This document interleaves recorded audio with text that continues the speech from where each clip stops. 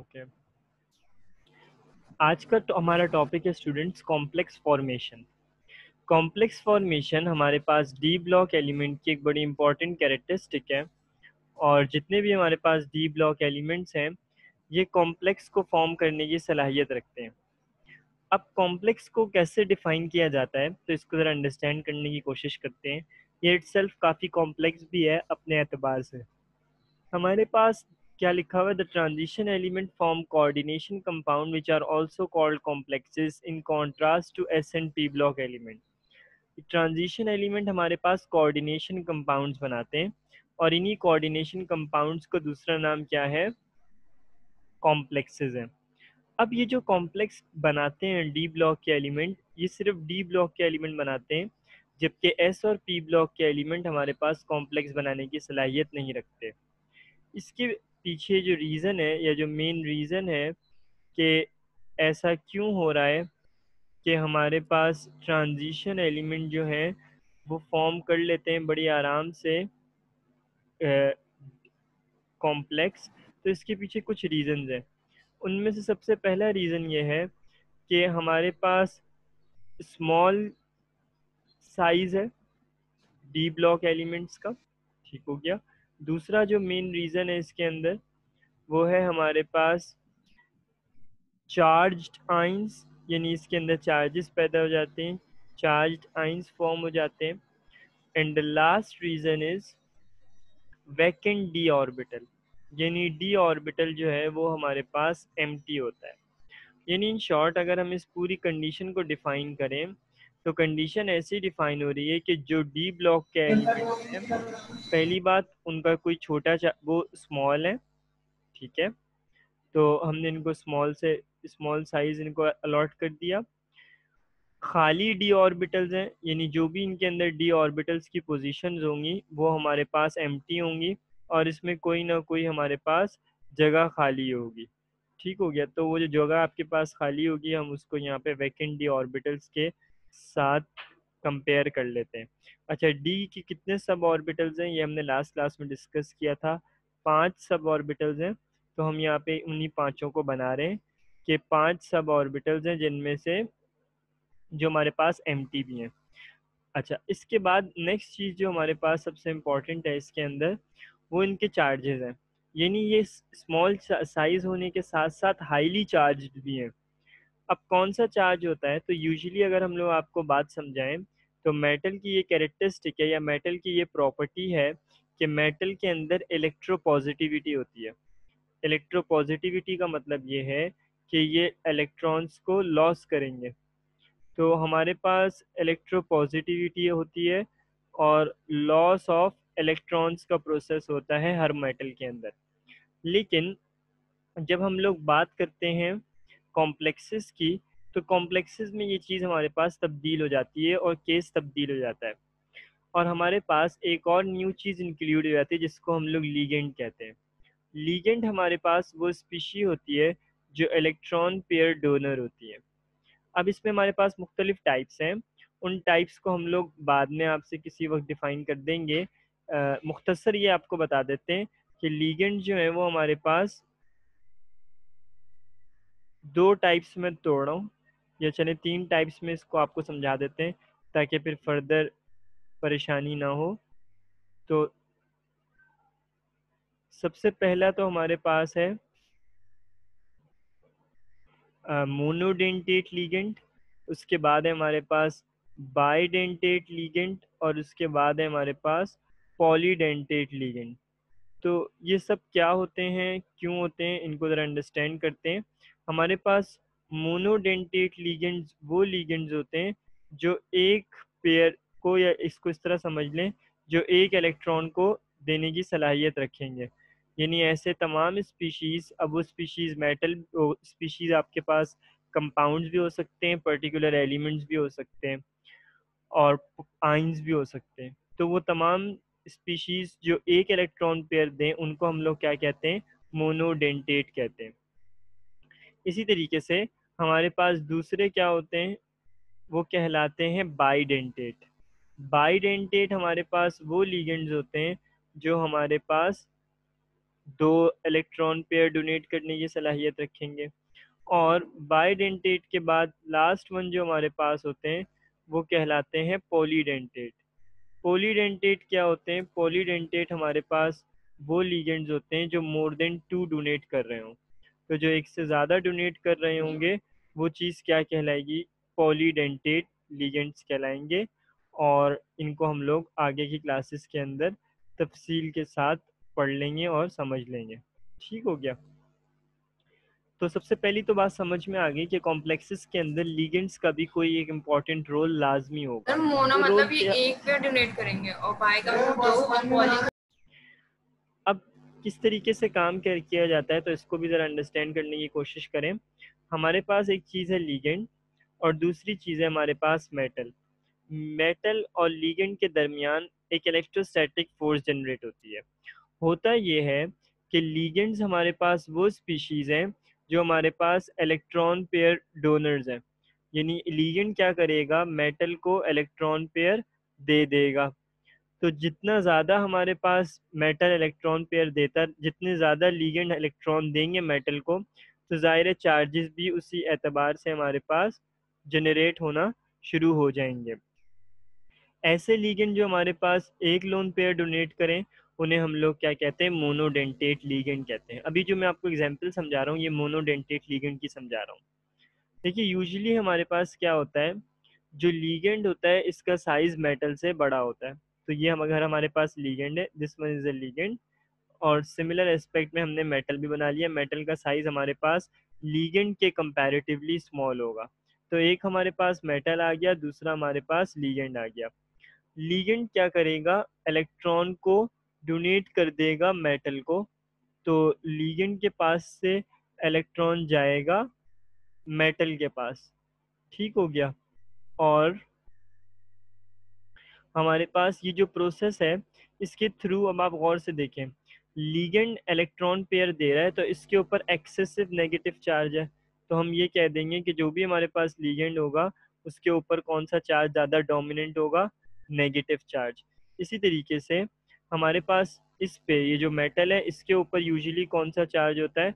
Positive charge होता है। तो इसका मतलब किस चार्ज की डोमिनेंसी होगी? हमारे पास पॉजिटिव चार्ज की ही डोमिनेंसी आ रही होगी मेटल के साथ। अब ज़रा बात को फर्दर अंडरस्टैंड करने की कोशिश करते हैं। एक नेगेटिव साइड है, एक हमारे पास पॉजिटिव साइड है। स्टूडेंट्स, अब इस चीज़ को एक और तरीके से ज़रा समझें। आपके पास लीगेंड ने इलेक्ट्रॉन डोनेट किया मेटल को। मेटल और लीगेंड के दरमियान जो फोर्स जनरेट हो रही है इस फोर्स को कहा जाता है इलेक्ट्रोस्टैटिक फोर्स। ये जो इलेक्ट्रोस्टैटिक फोर्स है ये क्या करेगी? ये हेल्प करेगी इन दोनों को एक दूसरे के करीब आने में। तो ये एक तरह की electrostatic force of attraction generate हो जाती है। अब जैसे ही electrostatic force of attraction generate होना शुरू होती है तो हमारे पास मेटल्स जो हैं वो लिगेंड के साथ कोऑर्डिनेशन कर लेते हैं, यानी कोई ना कोई बॉन्ड फॉर्म कर लेते हैं। और जब ये बॉन्ड फॉर्म करते हैं तो ये एक अलग तरह की स्पीशीज बना लेते हैं जिनको हम लोग कॉम्प्लेक्सेस कहते हैं। अच्छा, कॉम्प्लेक्सेस देख के पता चल जाता है कि ये जो कंपाउंड है ये कॉम्प्लेक्स है। फॉर एग्जांपल मैं आपके सामने एक कंपाउंड लिख रहा हूँ, इसका नाम है हेक्सासायानोफेरेट टू आइन। अब ये बनाया किस तरीके से गया है ये हम आपको बाद में सिखाएंगे। फिलहाल तो हम आपको इसका मेन स्ट्रक्चर सिखा देते हैं कि अगर हमने इसका स्ट्रक्चर बनाना है तो इसका स्ट्रक्चर किस तरीके से हमारे पास फॉर्म होगा। तो सबसे पहली बात ये हमारे पास आ गया आयरन। ठीक हो गया? इसके बाद हमारे पास दिस वन इज देयर, एक मिनट, ये आपके पास आ जाएगा कोऑर्डिनेशन स्फेयर, जैसा कि हमारे पास इस जगह पर मौजूद है। अब हमें नज़र आ रहा है हमारे पास टोटल कितने सी एन मौजूद हैं?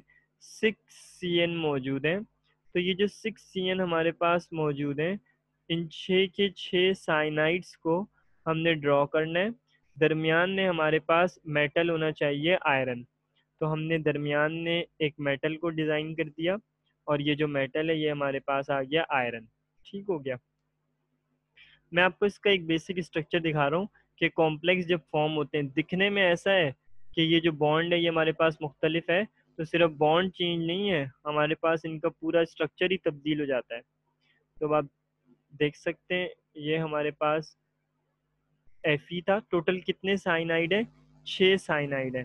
तो एक CN हमारे पास इस जगह पर फॉर्म हो गया, एंड देन सिमिलरली हमारे पास बाकी जगहों पर भी साइनाइड जो है वो फॉर्म होने लग जाते हैं। एक साइनाइड इस जगह पर आ गया, और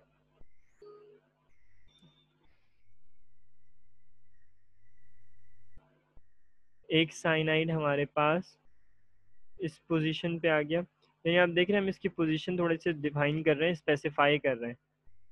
दरमियान में लाइन से 2 साइनाइड है, फिर हमारे पास इसके टॉप पे भी है और बॉटम पे भी है 2 साइनाइड, और अब बाकी जो 2 साइनाइड बच गए वो डायगोनल में आएंगे।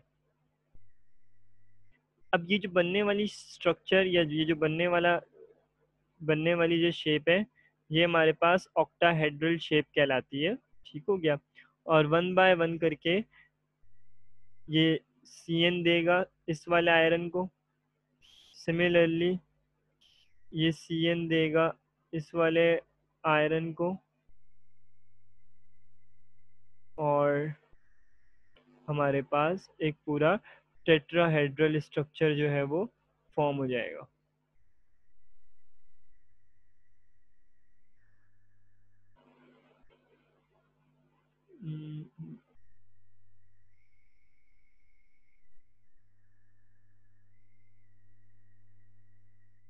CN, and this is the CN.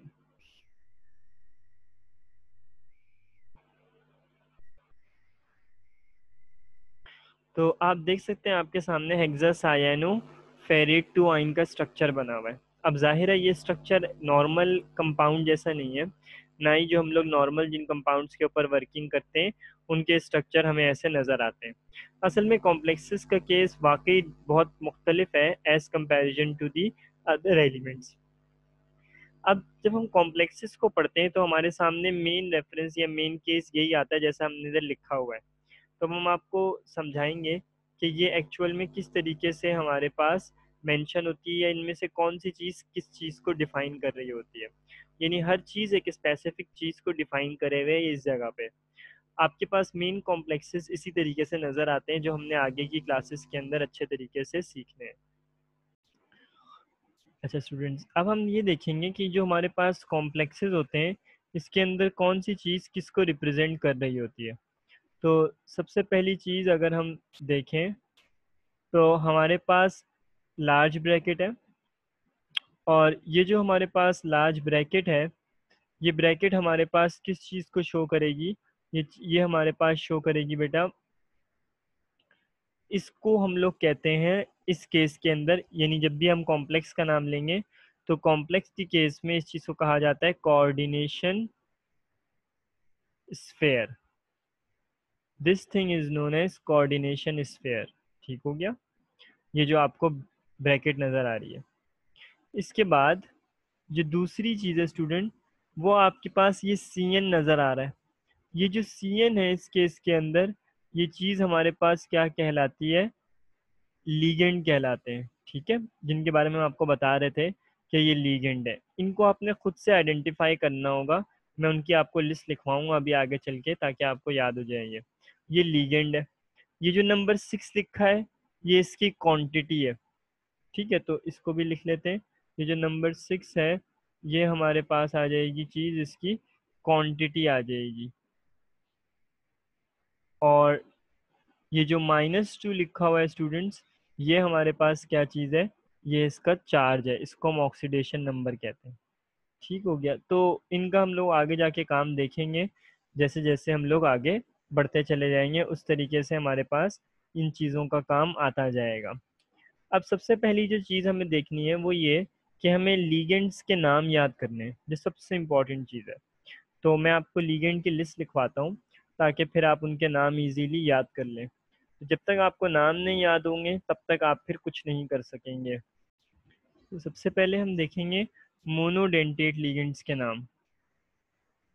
Monodentate ligands, अच्छा, मोनोडेंटेट लिगेंड जो होते हैं ये हमारे पास दो तरह के होते हैं, ठीक है। और जो सबसे पहली हमारे पास इसकी टाइप है मोनोडेंटेट लिगेंड्स की, मोनोडेंटेट लिगेंड्स वो है न्यूट्रल लिगेंड्स। और जब हम न्यूट्रल लिख लेंगे तो न्यूट्रल के बाद फिर हमारे पास आएंगे नेगेटिव लिगेंड्स। तो वन बाय वन करके हम इनको लिखते हैं और देखते हैं कि हमारे पास कौन कौन से लिगेंड्स मौजूद हैं, ठीक है। तो पहले मैं न्यूट्रल लिख देता हूँ ताकि आप न्यूट्रल लिगेंड इजीली याद कर लें, और उसके बाद फिर मैं नेगेटिव लिख दूंगा। अच्छा, न्यूट्रल लिगेंड की अगर मैं बात करूँ तो न्यूट्रल लिगेंड के ऊपर कौन सा चार्ज आएगा? ज़ीरो चार्ज आएगा। This one is the neutral ligand.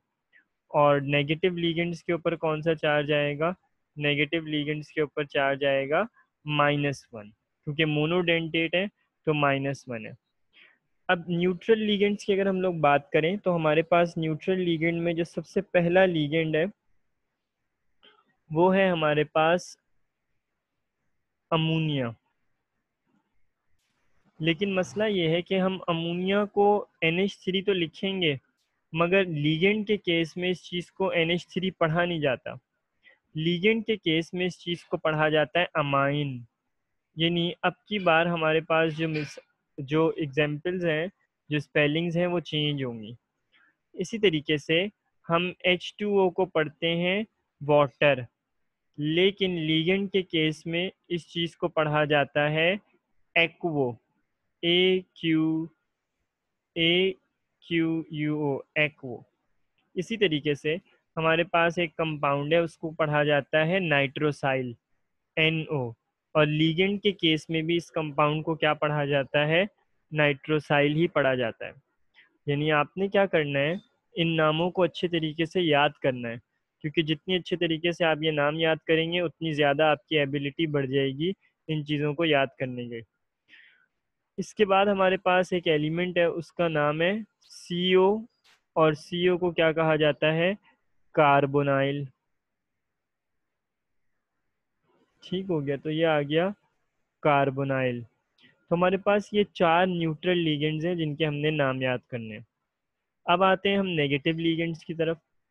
Negative ligand में सबसे पहला जो लिगेंड है हमारे पास वो है Cl। Cl हमारे पास क्या है? क्लोरो। इसके बाद नेक्स्ट वन है हमारे पास Br, ब्रोमो। फिर हमारे पास है I, यानी कि आयोडो।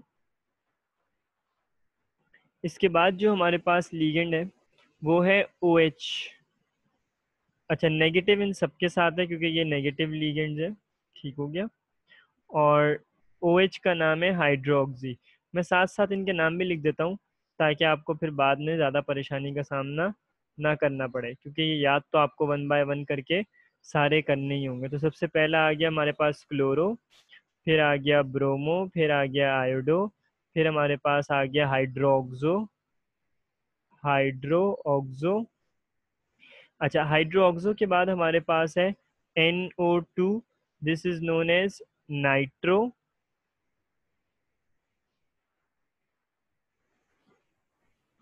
फिर NO3, this is known as नाइट्रेटो।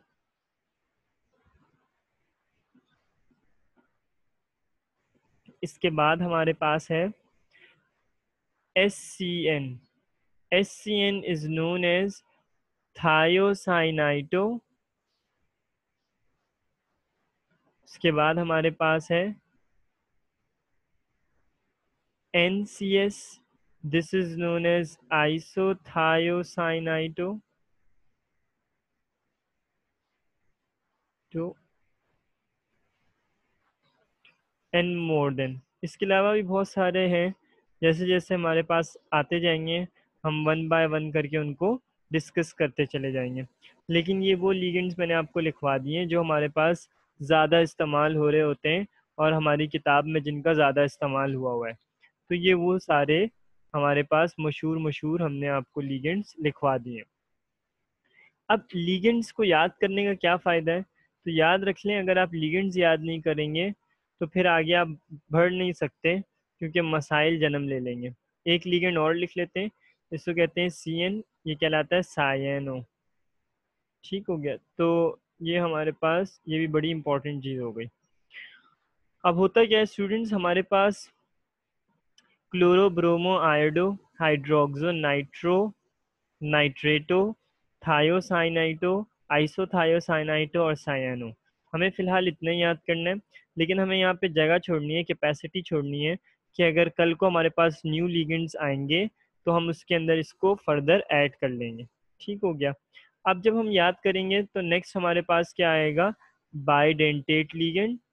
अब ये जो बाइडेंटेट लिगेंड्स हैं ये हमारे पास क्या होते हैं, इनको भी ज़रा अच्छे तरीके से अंडरस्टैंड करने की कोशिश कर लेते हैं। बाइडेंटेट लिगेंड नाम से ही पता चल रहा है ये वो लिगेंड्स हैं जो हमारे पास दो इलेक्ट्रॉन पेयर डोनेट करेंगे, और इनकी भी बिल्कुल उसी तरह की कैटेगरीज हैं जैसे मोनोडेंटेट लिगेंड की हैं। बस फ़र्क ये है कि हमारे पास इसमें न्यूट्रल लिगेंड कम है और बाकी लिगेंड दूसरे भी कम है। लेकिन इधर -1 नहीं होगा नेगेटिव लिगेंड पे चार्ज, बल्कि 2 होगा। अब सबसे पहले इसमें से स्टार्ट करते हैं। इसमें जो सबसे पहला है हमारे पास वो है CO3, इसको पढ़ा जाता है कार्बोनेटो। इसके बाद नेक्स्ट हमारे पास है SO4, इसका नाम है हमारे पास सल्फेटो। इसके अलावा हमारे पास नेक्स्ट है S2O3, this compound is known as thiosulfato. कुछ नाम आपको मुश्किल भी लग रहे होंगे, लेकिन आप लोगों ने ये सारे नाम अच्छे तरीके से याद करने, क्योंकि जितनी जल्दी ये याद होंगे नाम उतनी जल्दी हम आगे बढ़ पाएंगे। इसी तरीके से हमारे पास एक और एलिमेंट है, उसको EN लिखा जाता है, E.N। इसका नाम हमारे पास है इथाइलिन डायमाइन। Ethylene diamine. इसके बाद नेक्स्ट जो हमारे पास नाम है वो इथाइलिन डायमाइन ही, लेकिन उसको लिखने का हमारे पास अंदाज मुख्तलिफ है। उसको हम ऑर्गेनिक की चेन की तरह लिखते हैं। उसको कैसे लिखा जाता है, NH2,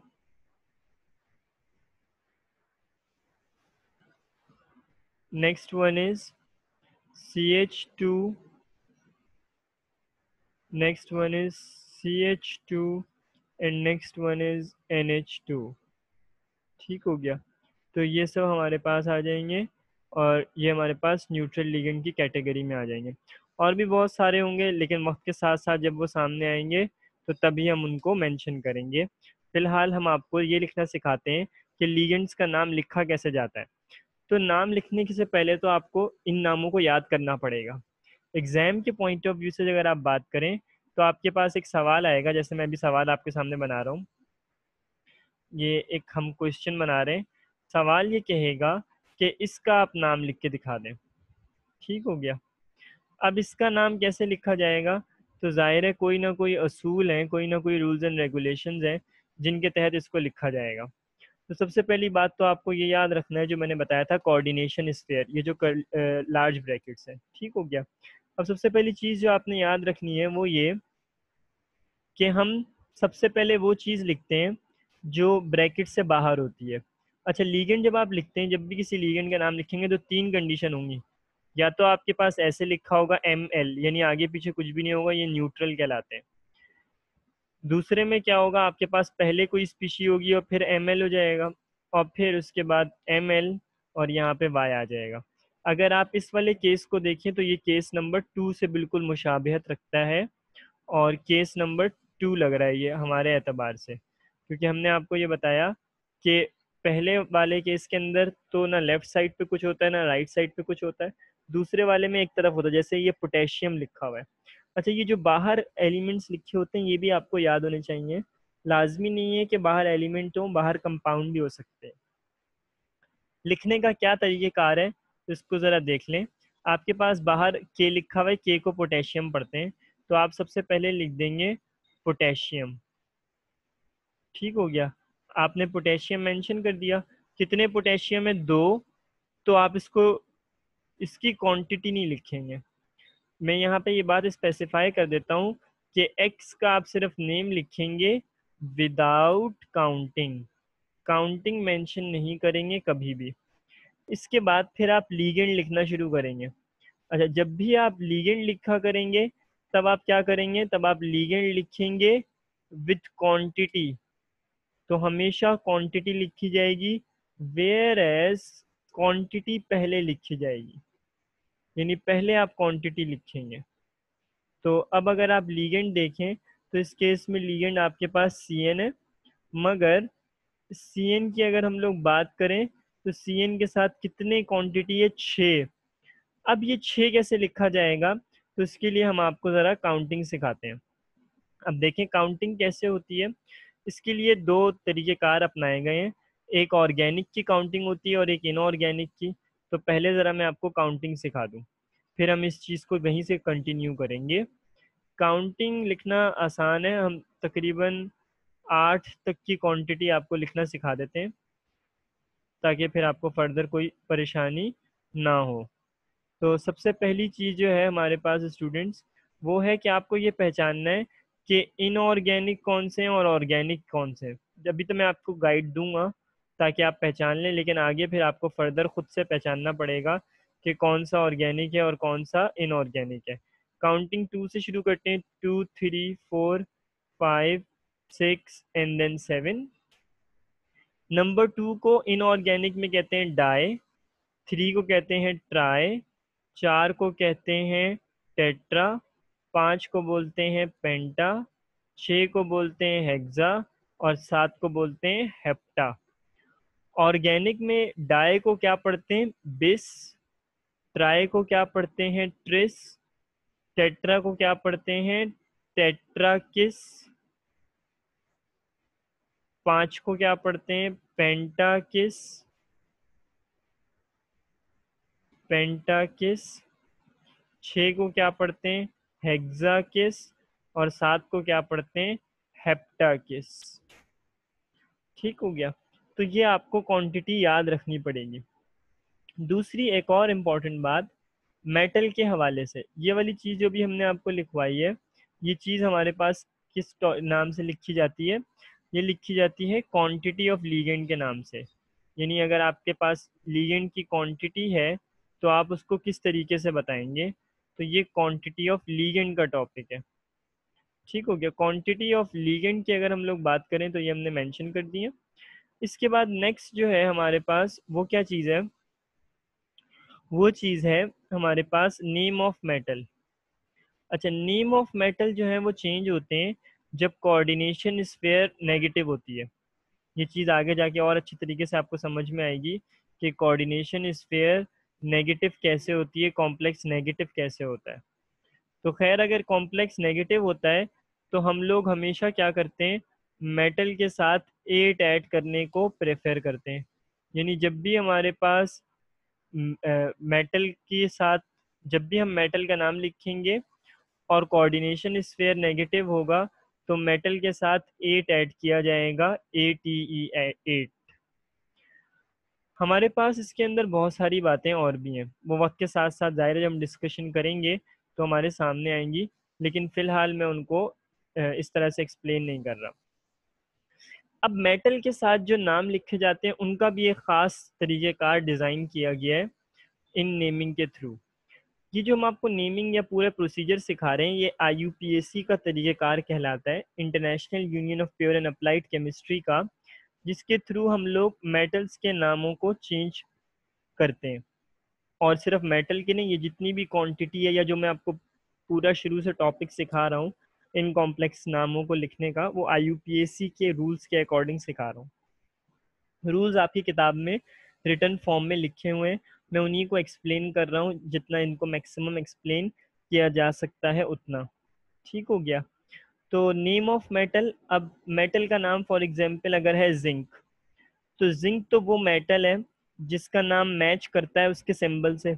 जिंक का सिंबल Zn होता है, तो इसका मतलब इसका सिंबल मैच कर गया, मैं इसके साथ ही सिंबल लिख रहा हूँ एलिमेंट के साथ ही, तो इसका मतलब इसके अंदर 8 ऐड हो जाएगा, ये हो जाएगा जिंकेट। मेटल के साथ आपने 8 ऐड करना है। लेकिन कुछ जगहों पे मसला है, जैसे कि गोल्ड। अगर मैं गोल्ड की बात करूं तो गोल्ड का सिंबल होता है AU, तो ये AU और गोल्ड मिसमैच हो गए हैं, क्योंकि AU जो है वो गोल्ड के अंदर मौजूद नहीं है इसका सिंबल। यानी नाम अलग है, सिंबल अलग है। तो अब क्या किया जाएगा, इस स्पेसिफिक एलिमेंट का लैटिन या फिर ग्रीक ओरिजिन देखा जाएगा ताकि वहां से डिसाइड हो। तो ये है ऑरम। अब ये जो ऑरम है इसके आखिर के दो यूएम हट जाएगा और ये बन जाएगा ऑरेट। तो इसका मतलब हमारे पास लैटिन के जो अल्फाज हैं उनके अंदर कुछ ना कुछ तब्दीलियां आ जाती हैं। इसी तरीके से अगर आप देखें कॉपर, तो कॉपर का सिंबल सी यू है, वो मैच नहीं करता, ये एक्चुअल में क्यूपर है, तो ये हो जाता है क्यूपरेट।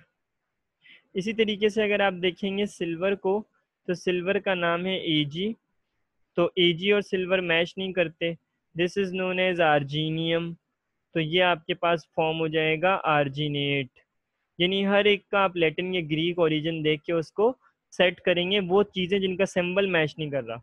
अब अगर आप कोबाल्ट को देखेंगे तो कोबाल्ट का होता है सीओ, ये तो मेंशन हो गया, तो कोई मसला नहीं है, ये हो जाएगा सिंपल कोबाल्ट 8। तो ये कोई मसले की बात नहीं है। लेकिन मसला वहाँ आएगा जहाँ पे सिंबल्स नहीं मैच करेंगे। तो हर हर वो मेटल जहाँ सिंबल मैच ना करें, वहाँ पे आपके पास ये मसला आ सकता है। और जहाँ पे आपके पास सिंबल मैच कर रहे हैं तो उनको आप इजीली डील कर सकते हैं। ठीक हो गया। इसी तरीके से अब अगर आप लिखें क्रोमियम, तो क्रोमियम के अंदर सी आर बिल्कुल मौजूद है, तो ये सिंपल हो जाएगा क्रोमेट। लेकिन इसके लिए शर्त वही है कि आपके पास कोऑर्डिनेशन स्फेयर नेगेटिव होनी चाहिए। अब ये कोऑर्डिनेशन स्फेयर नेगेटिव कैसे होती है, जैसे इस केस में याद रख लें, ये जो पहला वाला आपके पास केस है नंबर 1 जो हम डिफाइन किया हुआ है जिसको हमने, ये न्यूट्रल है, क्योंकि इसके अंदर कोऑर्डिनेशन स्फेयर ना आगे कुछ है ना पीछे कुछ है। नंबर 2 वाला जो केस है ये वो नेगेटिव केस है, जिसमें आपके पास नाम को चेंज होना है, क्योंकि हमेशा पहली वाली स्पीशी पॉजिटिव होती है, पॉजिटिव को मैं ग्रीन से शो कर रहा हूँ, और जो बाद वाली चीज़ होती है वो हमेशा नेगेटिव होती है, उसको हम लोग रेड से शो करेंगे। यानी जब भी हम लोग वर्किंग करते हैं तो हम लोग दो पार्ट्स में तोड़ देते हैं, एक ए पार्ट में टूट जाती है ये चीज़ और एक बी पार्ट में टूट जाती है। इसके अलावा ये जो तीसरी वाली चीज़ है, इस ये हमारे पास कहलाती है पॉजिटिव कोऑर्डिनेशन स्फेयर। तो पॉजिटिव में भी नाम चेंज नहीं होता और न्यूट्रल में भी नाम चेंज नहीं होता, सिर्फ नेगेटिव में नाम चेंज होता है। तो मैं यहाँ लिख देता हूँ एम के हवाले से कि इसमें जो मेटल है वो नेगेटिव है, तो इसमें plus A T E add होगा हर हाल में। ठीक हो गया। तो इसका मतलब जब मैं इसका नाम लिखूंगा तो पोटेशियम मैंने लिख लिया सबसे पहले। इसके बाद अगला काम मुझे क्या करना होता है, लीगेंड की क्वांटिटी लिखनी होती है, 6 है। 6 के बारे में अभी आपको मैंने बताया, 6 को क्या पढ़ते हैं, हेक्सा, तो ये कहलाएगा पोटेशियम हेक्सा। इसी तरीके से आपके पास कौन सा पर्टिकुलर लीगेंड है, सायानो, तो ये हो जाएगा सायानो, हेक्सा सायानो, एफ ई। अब एफ ई को अगर आप देखें, यहाँ मेंशन भी कर देता हूँ मैं, तो एफ ई हमारे पास है आयरन। अब आयरन और एफ ई मैच नहीं करते, तो एक्चुअल में ये लफ्ज़ है फेरम, तो ये चीज़ क्या कहलाएगी, फेरेट कहलाएगी। तो ये हमारे पास जो बनने वाला एलिमेंट है, जो भी चीज़ हमारे पास कॉम्प्लेक्स बन रहा है, ये कहलाएगा फेरेट। और जब भी आप किसी मेटल का नाम लिखेंगे तो मेटल के साथ आपने लाजमी मेंशन करना होगा उसका ऑक्सीडेशन नंबर। अब ये जिसका ऑक्सीडेशन नंबर है वो कैसे निकाला जाता है, तो उसका भी ज़रा तरीक़ाकार देख लेते हैं, सीख लेते हैं कि वो किस तरीके से फाइंड आउट किया जाता है। तो ज़रा गौर से देखें स्टूडेंट्स, ये हमारे पास आ जाएगा, कॉम्प्लेक्स में है 2 potassium plus 1 iron plus 6 C N is equal to 0। आपको एफ ई का चार्ज निकालना है, कैसे निकालेंगे, पोटेशियम के अंदर आ गया +1 चार्ज, प्लस आयरन आ गया प्लस 6 सी एन के ऊपर क्या चार्ज आएगा, -1 is equals to 0, plus multiply करेंगे तो प्लस यहाँ पे आ जाएगा F E, -6 is equals to 0, तो F E -4 is equals to 0, F E is equal to +4। तो आप देख सकते हैं आपके पास क्या चार्ज आ गया, 4 चार्ज आ गया, तो हमने यहाँ पे 4 लिख दिया। अच्छा याद रख लें, जब भी आप लोग मेटल के साथ एंड करेंगे तो लाजमी आप ऑक्सीडेशन स्टेट लिखेंगे, और ऑक्सीडेशन स्टेट जब भी लिखी जाती है तो हमेशा क्या किया जाता है बेटा, रोमन में लिखी जाती है, यानी रोमन नंबर्स इस्तेमाल होते हैं, जैसे 1 2 3 4 5 6 एंड देन सो ऑन। मैं उम्मीद करता हूँ इस बेसिक लेक्चर के अंदर आपको वो तमाम चीज़ें समझ में आई होंगी जो किसी भी एक कॉम्प्लेक्स को लिखने के लिए ज़रूरी होती हैं। हमारी फर्दर वीडियोस में, फर्दर लेक्चर्स में आप इसके अंदर मज़ीद चीज़ें देखेंगे कि किस तरीके से हम किसी भी कॉम्प्लेक्सेस के नामों को लिखते हैं, और फर्दर बहुत सारी टेक्निक्स और ट्रिक्स हैं जो हम आपको सिखाएंगे। Have a nice day, and practice ज़रूर कीजिएगा इन नामों की।